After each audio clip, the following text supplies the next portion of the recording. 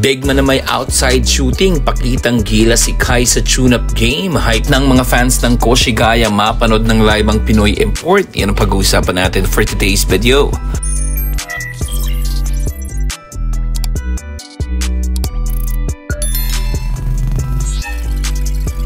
Pinakita ng bata nating si Kaiju ang team ng Koshigaya Alpha sa kung anong pwede niyang maibigay sa kupunan sa nagdaang tune-up game nila kontra Fukushima Fire Bonds. Hindi man naglabas ng stats at kung ano ang naging resulta ng laro ay tila panalo nga ang team ni Kai sa nasabing laban.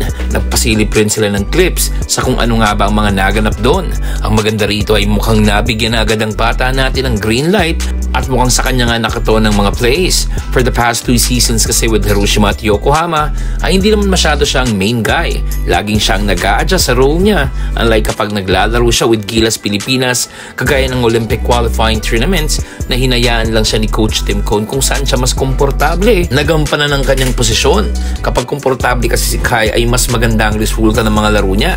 With Koshigaya Alphas, ay mukhang hahayaan lang nila si Kai kung saan ito komportabling posisyon at tingin ko mas makakatulong din ito ng gusto sa bata natin in the future.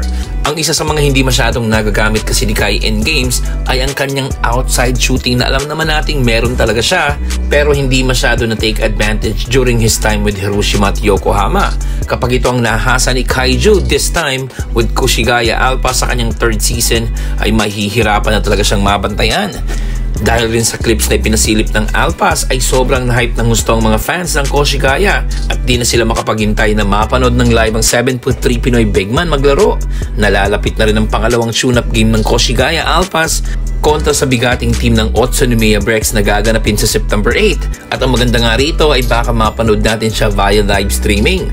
Ito ang isa sa magiging ultimate test ng Koshigaya ngayong preseason, ang makakalaban ng isa sa pinakamalakas na kupunan last season sa B1 Division.